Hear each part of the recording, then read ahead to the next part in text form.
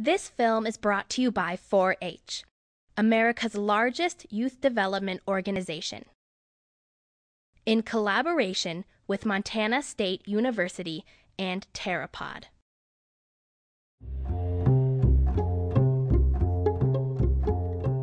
Most people think editing is all about being computer savvy, that it's all about pushing buttons, but it's actually a part of the storytelling process. Careful and creative editing can help your story really come to life.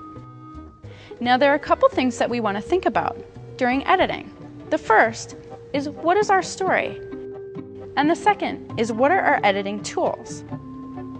Now, every good story has a beginning, middle, and end.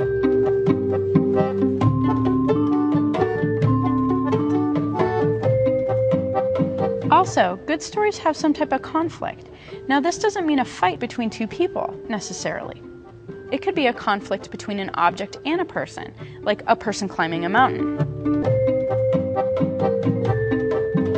Good stories also have character development, and conflict can be part of the character development.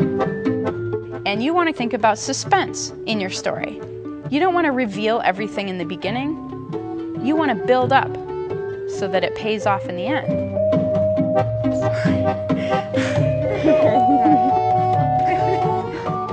Now, when we're thinking about editing tools, you really want to consider your pacing, which is how fast or slow your sequence is happening. You want to try to match it to natural rhythms, like breathing, or heartbeats, or music.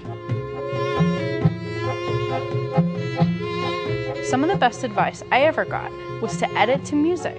This really helps when you're thinking about how long to make a clip or when to cut it.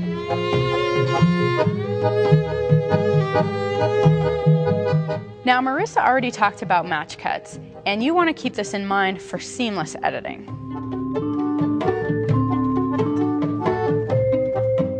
B-roll is something that we use to cover up a talking head shot in a documentary interview.